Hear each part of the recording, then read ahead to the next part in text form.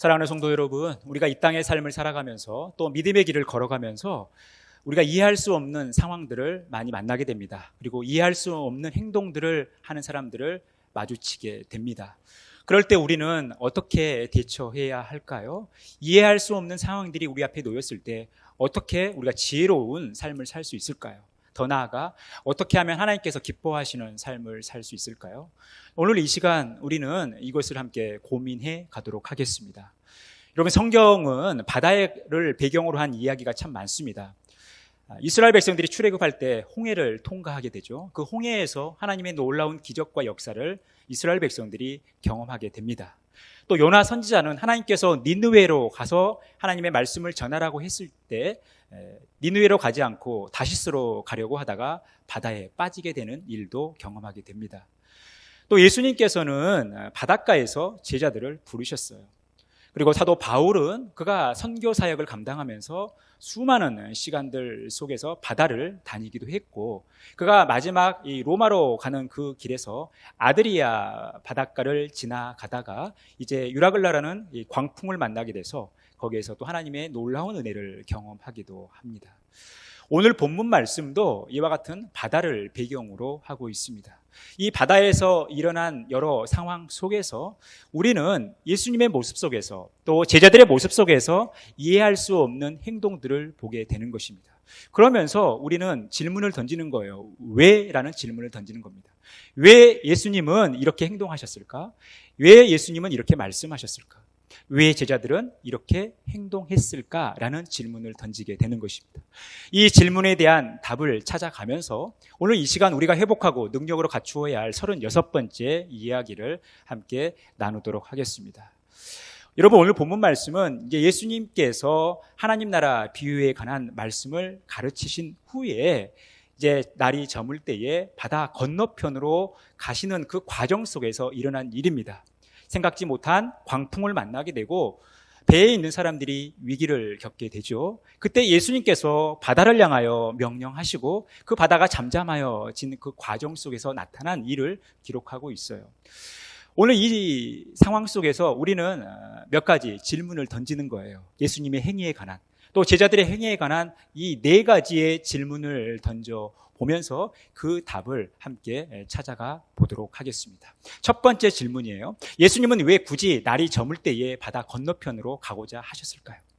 예수님은 왜 이 날이 저물어 어두워졌을 때에 바다를 건너서 가고자 하셨겠냐라는 거예요.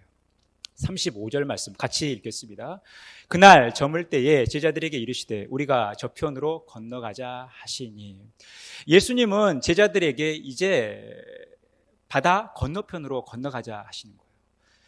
그런데 지금 날이 저물 때라는 거예요. 날이 저물 때. 여기서 말한 이 저물다라는 이 옵시오스라는 단어는 늦은 저녁을 의미하는 거예요. 여러분, 지금처럼 전기가 발달하거나 나침반 기술이 발전해서 어두운 상황 속에서도 앞을 향해 또 바다를 잘 항해할 수 있는 시대라면 사실 이해가 되지만, 예수님 당시에는 이 바다를 밝힐 이런 상황도 아니죠. 또 나침반이 발전한 상황도 아니에요. 그런데 왜 예수님은 굳이 이 저녁 시간에 그 바다를 건너가려고 하냐는 거예요. 특히 이 갈릴리 바다는 해수면보다 낮은 위치에 있었어요. 이 지중해 해수면보다 200m나 낮은 위치예요. 그런데다가 이 갈릴리 바다 동편에는 절벽이에요. 그러다 보니까 이 2700m 정도는 이 헤르몬 산에서 내려오는 찬 공기와 또 이 바다 수면 위에 흐르는 이 따뜻한 공기가 부딪히게 되면 거기에 돌발스러운 강풍이 일어난다라는 거예요. 그러니까 이 일들이 일어날 수 있는 이런 위험한 상황 속에서 왜 예수님은 굳이 이 어려운 길을 선택하셨냐라는 거예요.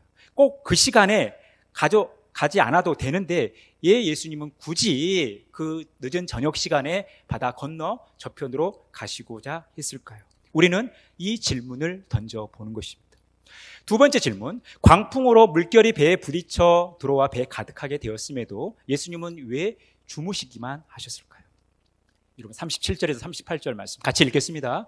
큰 광풍이 일어나며 물결이 배에 부딪혀 들어와 배에 가득하게 되었더라. 예수께서는 고물에서 베개를 베고 주무시더니 제자들이 깨우며 이르되 선생님이여 우리가 죽게 된 것을 돌보지 아니하시나이까 하니. 예수님이 주무실 수도 있죠. 하루 종일 하나님의 말씀을 가르치시고 또 피곤하셔서 여러 사역들을 감당하시느라 피곤하셔서 쉬실 수 있는 거예요. 주무실 수 있죠. 또 제자들이 예수님을 배려하면서 좀 쉬게 하다 보니까, 그래도 말도 안 걸고 질문도 안 하다 보니까 예수님이 심심하셔서 주무실 수도 있어요. 평안한 가운데 예수님께서 쉬시고 주무시는 것은 이해가 되지만 지금 상황은 어떤 상황입니까? 광풍이 일어나 이 물이 배에 가득 차게 되는 위태로운 상황이라는 거예요. 오늘 본문 말씀은 그렇게 기록되고 있지 않지만 누가복음은 8장에서 누가는 이 상황이 굉장히 위태로운 상황임을 보여주고 있다는 거예요. 말씀하고 있다는 거예요. 지금 제자들이 느끼기에 이 상황은요, 굉장히 어려운 상황이에요. 위독한 상황이에요. 긴급한 상황이에요. 위태로운 상황이라는 거예요. 예수님이 이 상황 가운데 지금 주무시고 계시다라는 거예요. 모든 사람들이 두려워하고 떨고 있는 이 위험스러운 상황 속에서, 이 위기의 상황 속에서 왜 예수님은 주무시고만 있냐라는 거예요. 우리는 이해할 수 없는 예수님의 행동을 보게 되는 것입니다. 세 번째 질문. 제자들은 어부 출신이 많음에도 왜 폭풍 앞에 무서워하며 예수님께 도움을 요청했을까요?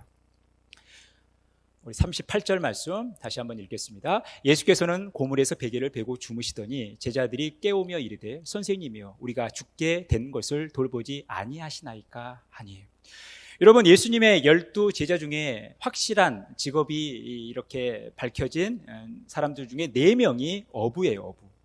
3분의 1이 어부인 것이죠. 4명이 어부라는 사실은. 이 말은 바다에 관해서는 이들이 베테랑이라는 거예요. 바다에 관해서는 사실 목술 출신인 예수님보다 훨씬 더 베테랑이라는 거예요. 더 잘 안다라는 것입니다. 그런데 이 바다에서 일어난 일로 인하여, 바다에서 생겨난 이 위기의 상황 속에서 왜 제자들은 자신들의 전문성을 살리지 못하고 목수 출신인 바다와 그렇게 상관이 없어 보이는 예수님에게 도움을 요청하고 있냐라는 거예요. 우리는 이 제자들의 모습 속에서 이런 의문을 갖게 되는 것입니다. 네 번째, 마지막 질문. 예수님은 폭풍으로 무서워하는 제자들에게 왜 어찌 믿음이 없냐고 말씀하셨느냐. 40절 말씀. 이에 제자들에게 이르시되 어찌하여 이렇게 무서워하느냐? 너희가 어찌 믿음이 없느냐 하시니.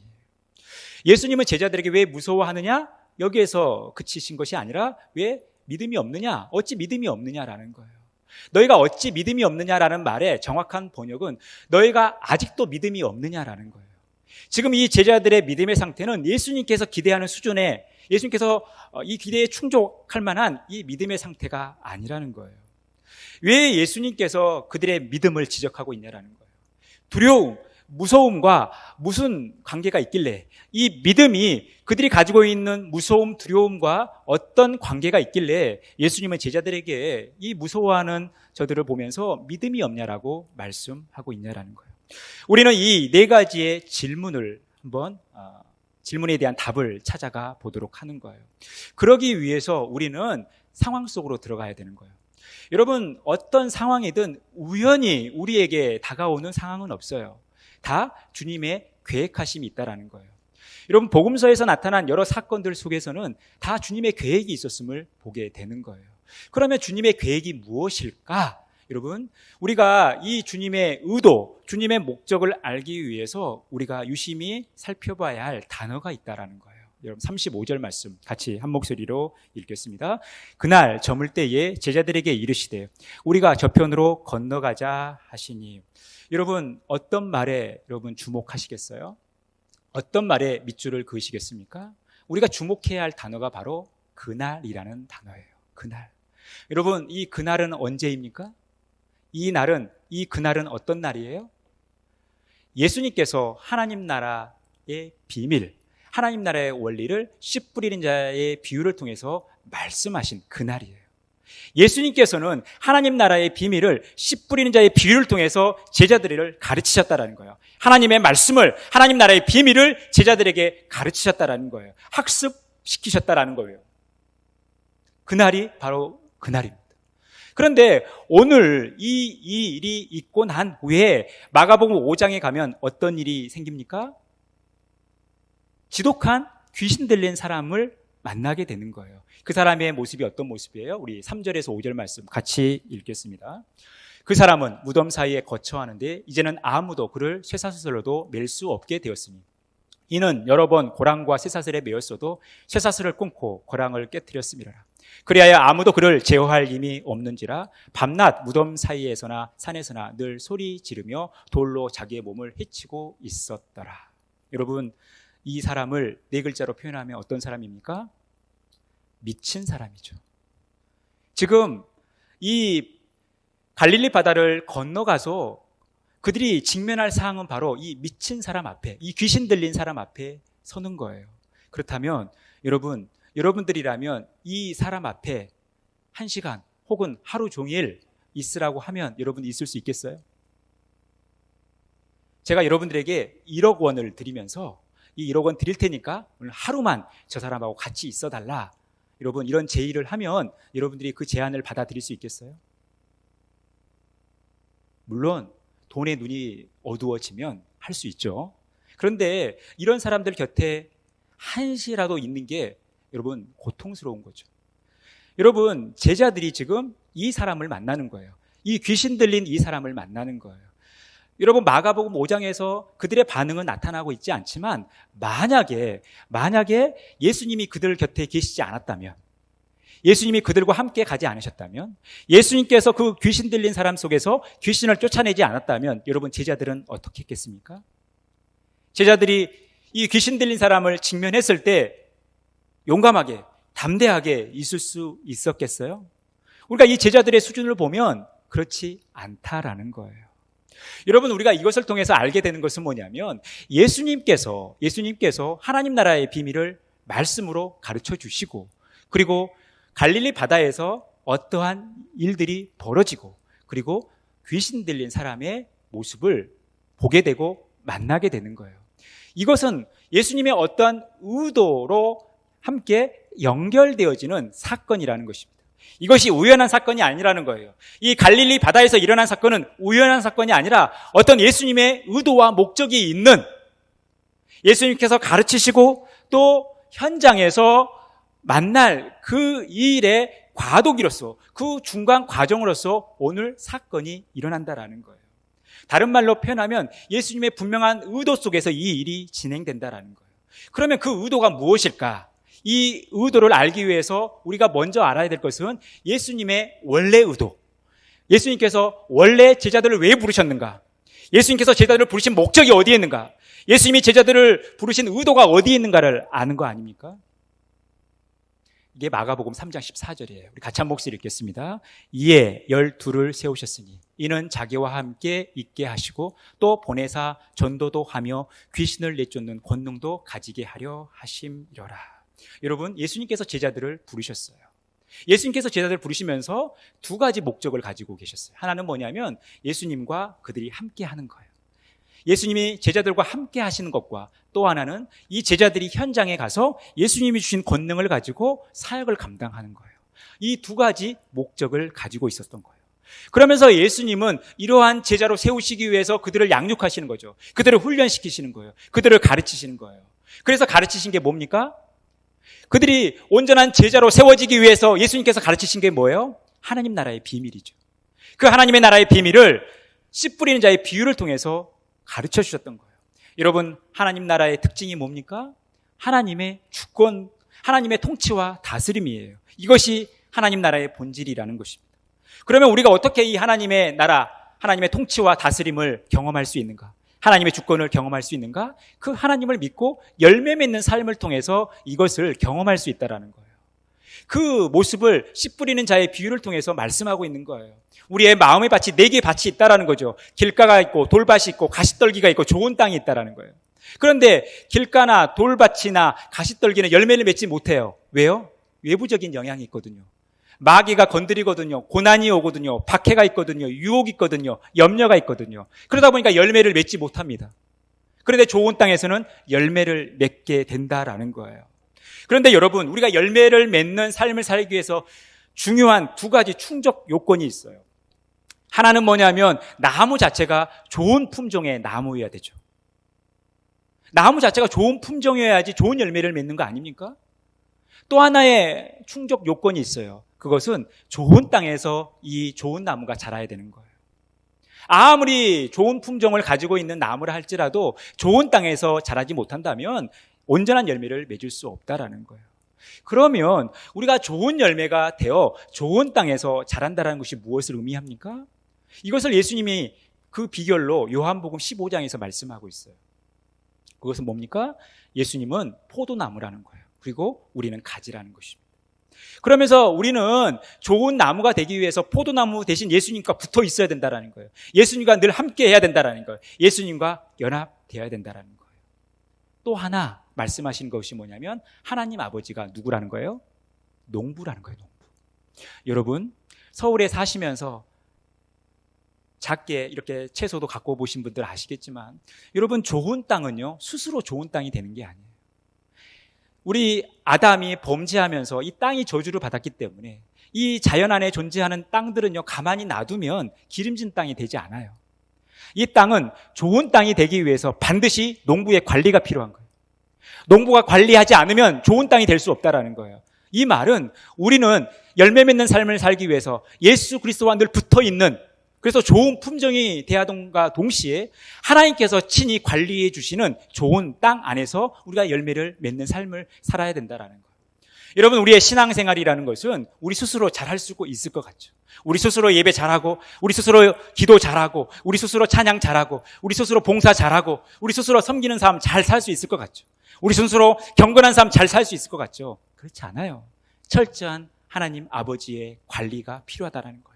우리가 늘 예수님과 붙어있는 삶을 살아가야 된다는 거예요. 그래야 우리가 온전한 열매를 맺을 수 있다는 것입니다. 그래서 예수님은 나와 너희들이 함께 하지 않으면 너희가 아무것도 할 수 없다는 거예요. 예수님께 붙어있지 않으면 아무것도 할 수 없다는 거예요.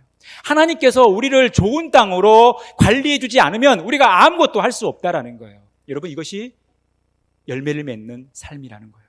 이미 이 갈릴리 바다에서 엄청난 일을 겪기 전에 예수님은 이론 수업을 제자들에게 하셨던 거예요. 그런데 여러분, 수업이라는 게 이론에서만 머물러서는 되겠어요?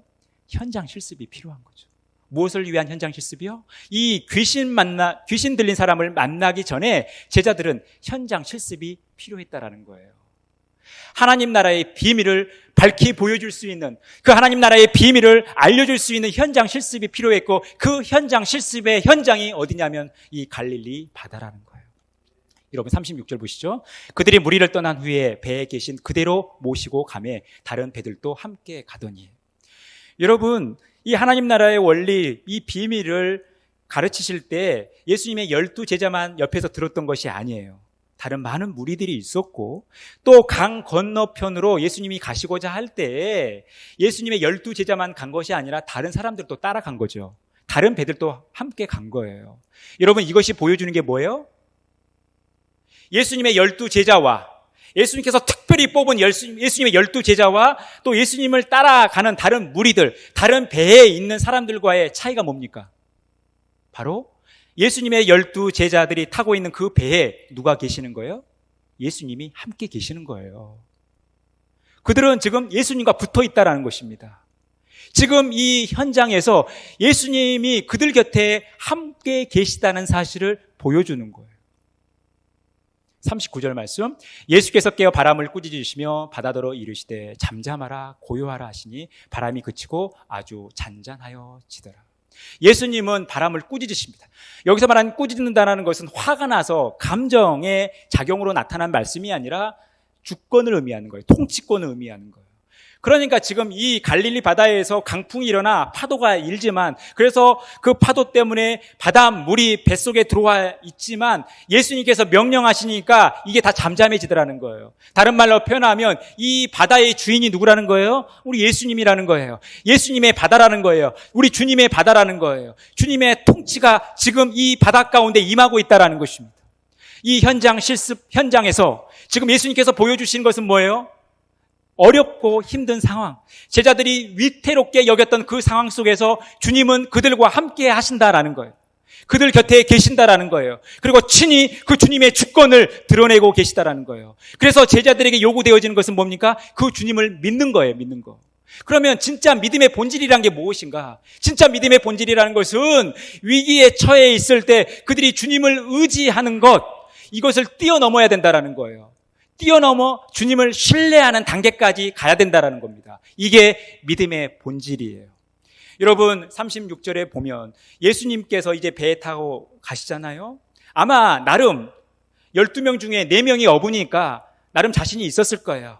예수님 오늘 하루 정말 수고하셨으니까 푹 쉬십시오. 저희가 바다 건너로 가는데 편히 모시겠습니다 라고 했을 거예요. 나름 그들은 바다에 관해서는 베테랑이었고 자신이 있었을 거예요. 그런데 그때까지는 좋지만 그들에게 어떤 위기가 찾아와요? 그들이 미처 경험하지 못했던 강풍이 그들에게 다가왔을 수 있어요. 여러분 정말 이 바다에 관해서는 잔뼈가 굳은 그들이 이 강풍을 두려워할 정도면, 이 바다를 두려워할 정도면 그들이 지금까지 경험하지 못한 강풍이 불었을 수도 있어요. 그때 그들은 누굴 의지합니까? 주님을 의지하잖아요. 주님 도와달라고 하잖아요. 우리가 지금 죽게 되었으니까 주님 도와주세요. 좀 일어나십시오. 지금 주무시고 계실 때가 아닙니다. 저희를 도와주세요. 예수님께 도움의 손길을 펼치지 않습니까? 그런 도와달라고 하는, 주님을 의지하려고 하는 제자들에게 예수님께서 뭐라고 말씀하셔요? 너희들 왜 믿음이 없냐? 너희들 왜 아직도 믿음이 없냐라고 말씀하고 있다라는 거예요. 그러니까 여러분 이 믿음이라는 것은 단순히 주님을 의지하는 것을 뛰어넘어 주님을 신뢰하는 단계까지 가야 된다라는 거예요. 여러분 우리가 주님을 섬기면서 주님을 의지하지 않습니까? 이 기독교 신앙을 가지고 있지 않는 다른 종교를 가지고 있는 사람들도 이 의존 감정은 다 있는 거예요. 그들이 어려울 때 힘들 때 절대자를 찾죠. 그들이 섬겨오는 신을 찾는 거예요. 이 종교성은 누구에게나 다 있습니다. 그런데 우리의 믿음의 근본적인 본질은 무엇이냐면 이 주님을 의지하는 것, 주님께 도움을 구하는 것보다 더 중요한 것은 어떤 상황 속에서도 주님을 신뢰하는 거예요. 그들은 주님을 의지는 했지만 주님을 신뢰하지 않았어요. 왜요? 지금 힘들어 죽겠는데, 자기들 죽을 것 같은데 예수님 주무시고만 계시니까. 여러분 우리가 그럴 때 있지 않습니까? 여러분들이 힘들고 어려운 삶을 살아갈 때 열심히 하나님께 기도하시죠? 주님께 기도하실 거예요. 그런데 주님의 반응, 주님이 응답이 없을 때, 그 외로움을 느낄 때, 그 답답함을 느낄 때가 있지 않습니까? 내가 예수님께 이렇게 기도하는데, 내가 하나님께 이렇게 기도하는데 왜 우리 하나님은 반응이 없을까? 여러분 그런 고뇌가 여러분 있지 않어요? 오늘 이 제자들처럼 자기들이 지금 위기 상황에 있는데 예수님 주무시고만 있는 것 같은 이런 느낌을 받을 때가 있지 않습니까? 하지만 우리의 믿음이라는 것은 그런 모습이 우리 안에 보여지지 않는다 할지라도, 그런 것들을 우리가 느끼지 못한다 할지라도 주님을 신뢰하는 거예요. 왜냐하면 그 현장에 주님이 계시기 때문에 그래요. 주님이 함께하여 주시기 때문에 어떠한 상황 속에서 주님을 끝까지 신뢰하는 그 믿음을 가지라는 거예요. 그 주님을 신뢰할 때 우리가 절대 흔들리지 않는다라는 거예요. 우리가 절대 무서워하지 않는다라는 거예요. 우리가 절대 두려워하지 않는다라는 것입니다. 여러분 이 은혜가 저와 여러분 가운데 가득 넘치기를 간절히 바라겠습니다. 이 믿음을 회복하시기를 간절히 바라겠습니다. 여러분 다윗이 시편 16편에 이렇게 고백해요. 내가 여호와를 항상 내 앞에 모시며 그가 나의 오른쪽에 계심으로 내가 흔들리지 아니하리로다. 다윗은 항상 하나님을 앞에 모시며 살았어요. 하나님이 항상 그 곁에 계시니까, 늘 함께 하시니까 어떤 상황이 몰려온다 할지라도, 어떤 사망의 음침한 골짜기로 다닌다 할지라도 그가 흔들리지 않는 거예요. 무서워하지 않는 거예요. 두려워하지 않는 거예요. 왜요? 하나님 나라의 본질이 하나님이 우리와 함께 하시는 거거든요. 주님이 우리와 함께 하시는 거거든요. 그래서 흔들리지 않았던 것입니다. 사랑하는 성도 여러분, 오늘 제자들이 겪고 있는 그 현장, 이 갈릴리 바다는 그들에게 필요한 모든 것들을 공급해주는 보고와 같아요. 거기에서 고기를 잡아 먹고 또 생업을 하며 지냈을 거예요. 갈릴리 바다는 그들에게 정말 많은 것을 제공해주는 정말 보고와 같은 존재입니다. 그런데 그 바다가 지금 저들에게 두려움을 주고 있어요. 공포를 주고 있어요. 어쩌면 죽을지도 모른다라는 이 두려움을 그들에게 주고 있다라는 거예요. 여러분, 저도 섬에서 태어나서 20년이라는 시간을 섬에서 보냈기 때문에 이 바다가 주는 것들을 많이 누리고 살았습니다. 죄송한 말씀이지만 우리 지금 여기 계신 우리 어르신들보다 해산물만큼은 제가 연수는 더 짧아도 훨씬 더 많이 먹었을 거예요.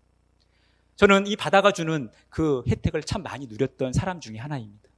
그런데 뿐만 아니라 이 바다가 주는 공포도 많이 느꼈어요. 경험했어요. 바다에서 수영하다가 죽을 뻔한 고비도 많이 남겼습니다. 안개 낀 바다를 배 타고 가다가 큰 배와 부딪혀서 정말 사고를 당할 이런 위기도 많이 겪었어요. 여러분, 바다는 우리에게 좋은 것도 주지만 또 우리에게 두려움을 줄 수도 있다라는 거예요.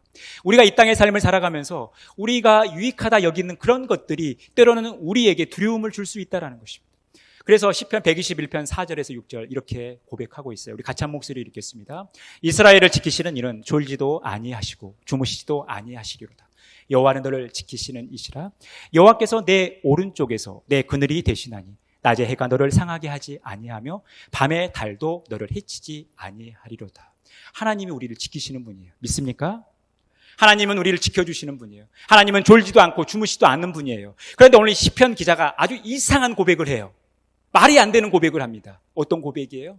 낮에 해가 너를 상하게 하지 아니하며 밤에 달도 너를 해치지 아니하리로다. 이 말은 낮에 해가 상하게 할 수 있다는 거죠. 밤에 달도 해칠 수 있다는 거예요. 여러분, 이 시편 기자는 왜 이런 고백을 합니까? 여러분, 낮에 해가 우리에게 얼마나 유익합니까? 요즘 우리가 낮에 해를 쬐지 않으면 비타민 D가 부족해가지고 우리가 살 수가 없어요. 물론 서울은 24시간 항상 밝기 때문에 달이 없어도 될 것 같지만 여러분, 시골길을 걸어가면요, 달이 없으면 다닐 수가 없어요. 밤 8시만 되면 어두워지거든요. 가로등이 없거든요. 여러분, 낮의 해와 밤의 달은 우리에게 유익을 주는 것이 훨씬 많습니다. 그런데 이 낮의 해와 밤의 달도 우리에게 해를 줄 수가 있다는 거예요. 우리를 상하게 할 수도 있다는 거예요. 이게 뭡니까? 우리가 의지하고 우리가 믿고 우리에게 유익을 주는 것도 우리에게 해를 줄 수 있다는 거예요. 여러분, 여러분들이 살아가시면서 가장 조심해야 할 존재가 바로 여러분들과 가장 가까이 있는 존재들이에요. 그 가까이에 있는 존재들이 여러분들을 해롭게 할 수 있어요. 여러분들을 위험에 빠뜨릴 수도 있어요. 여러분들을 고통스럽게 할 수도 있다는 거예요. 그러니까 여러분, 이 갈릴리 바다가 제자들에게 참 유익을 주는 게 많았지만 때로는 이런 강풍과 같은 이 어려움을 줄 수도 있다는 거예요. 여러분, 그런데 그 현장에 누가 계셔요? 우리 주님이 계시다라는 거예요. 제자들이 보기에는 예수님이 주무시는 것 같지만 예수님은 그들 곁에 계셔서 결국 때가 되어서 바다를 잠잠케 하시는 놀라운 능력을 보여주고 있다는 거예요. 그러니까 우리가 그 주님을 신뢰하며 살아가는 것입니다. 제자들처럼 우리가 주님께 기도하는데 주님이 반응하지 않는다, 주무시고 계시는 거 아닌가? 졸고 계시는 거 아닌가? 의심할 때가 우리가 많이 있죠. 우리가 생각하는 때에 주님께서 응답하지 않으면 우리가 그런 의심이 충분히 들 때가 있는 거 아닙니까? 기도하는데 하나님의 응답이 더디될 때 여러분, 그런 고민들이 우리 안에 있지 않아요? 그런데 주님은 항상 우리와 함께 계시면서 우리의 삶을 가장 선하게 인도해 주시는 분이라는 거예요. 우리가 이것을 믿고 나가는 것입니다. 요한일서 4장 4절 말씀 같이 읽겠습니다. 자녀들아, 너희는 하나님께 속하였고 또 그들을 이겼나니 이는 너희 안에 계신 이가 세상에 있는 자보다 크심이라. 우리가 이 세상 가운데 살아가지만 우리는 하나님께 속한 자들이에요. 하나님은 이 세상보다 더 크신 분이기 때문에 이 세상을 이기신 하나님 때문에 우리도 승리하는 삶, 이기는 삶을 살 수 있다라는 것입니다. 그래서 우리가 이 땅의 삶을 살아가는 동안 어려움이 닥칠 때 어떻게 해야 됩니까? 예수님은 사도 요한을 통해서 서문학교에 이렇게 교훈하고 있어요. 우리 같이 읽겠습니다. 너는 장차 받을 고난을 두려워하지 말라. 볼지어다 마귀가 장차 너희 가운데서 몇 사람을 옥에 던져 시험을 받게 하리니 너희가 10일 동안 환난을 받으리니 내가 죽도록 충성하라. 그리하면 내가 생명의 관을 내게 주리라. 사랑하는 성도 여러분, 또 오늘 예배하는 우리 중고등부 학생 여러분, 여러분들이 반드시 기억해야 될 게 있어요. 오늘 입교한 우리 지체들, 여러분들이 15년 전 부모님의 신앙 고백, 여러분들이 엄마 아빠 말도 못할 때 부모님의 신앙 고백으로 여러분들이 세례를 받았어요. 이제는 여러분들이 여러분의 신앙 고백으로 세례를 받은 것과 같은 것이 바로 이 입교식이에요. 그런데 여러분들이 기억할 것은 뭐냐면, 여러분들이 예수 믿고 나서 여러분들에게 항상 좋은 일만 생길 거라고 생각하지 마시라는 거예요. 우리가 예수 믿고 살아도 우리에게 고난이 와요. 어려움이 와요. 우리 힘으로 도저히 해결할 수 없는 그런 일들이 생긴다는 거예요. 여러분, 우리가 가지는 가장 큰 용기가 뭡니까? 주님 없이도 살 수 있다라는 용기예요. 그런데 문제는 뭐냐면 그 용기가 사라질 때가 있어요. 왜냐하면 그 용기보다 더 센 고난이 우리에게 닥쳐갈 때는 우리가 어떻게 할 수가 없는 거죠. 오늘 제자들이 어느 정도의 강풍과 폭풍은 자신들의 그동안의 경험으로 능히 해결할 수 있다고 생각했지 모르겠지만 자신의 능력 한계치를 뛰어넘는 어려움이 오니까 예수님 찾는 거예요. 여러분, 우리가 예수 믿고 살아갈 때 어려움만 있는 것도 아니고 또 좋은 일만 있는 게 아니에요. 여러분, 부모님한테 한번 물어보세요. 목사님이 거짓말하나. 그럴 때마다 우리가 반드시 기억해야 될 것, 우리가 어떤 환경에 있든 우리가 끝까지 주님을 신뢰하는 거예요. 죽도록 충성하라. 죽도록 충성하라 말은 죽더라도 충성하라는 거예요. 여기서 말하는 충성이라는 단어가 피스토스, 군인들이 이야기하는 충성, 이 의미가 아니라 이 충성은 피스토스, 신뢰하는 거예요. 죽더라도, 내가 믿음의 길을 걸어가다가 죽더라도, 내가 고난을 겪더라도 죽더라도 끝까지 주님을 신뢰하며 나가라는 거예요. 그럴 때 우리 주님께서 우리의 삶을 책임져 주실 것입니다. 사랑하는 성도 여러분, 우리는 2년이라는 시간 동안 코로나와 함께 하고 있습니다. 이제 위드 코로나가 선포되어지면서 좋든 싫든 이제 이 코로나와 함께 우리가 살아가야 해요. 우리는 이 코로나 시간 속에서 우리의 믿음을 점검할 수 있는 아주 좋은 기회일 수도 있습니다. 이 코로나 상황 속에서 예기치 못한, 또 우리가 전혀 받아들이기 힘든 이러한 일들이 우리에게 또 어떻게 다가올지 모릅니다. 그때마다 우리가 주님을 의지하는 것 물론 중요하죠. 그런데 주님을 의지하면서 우리가 조급해하지 않고 두려워하지 않으면서 끝까지 주님을 신뢰하는 삶을 살아가자라는 거예요. 우리가 주님을 의지하는 것을 뛰어넘는 주님을 신뢰하는 믿음을 가지고 살아가자라는 거예요. 그럴 때 우리가 살아가고 있는 이 세상, 우리가 경험하고 있는 이 바다는 주님의 바다, 주님의 세상인 거예요. 주님이 그곳에 계시고 우리를 위하여 통치하고 다스리시는 그 주님의 현장이라는 것입니다. 그래서 우리는 이 땅 가운데 외로이 살아가는 것 같지만 주님의 땅에서, 주님의 현장에서 살아가는 것입니다. 그 주님을 믿고 나아가는 것입니다.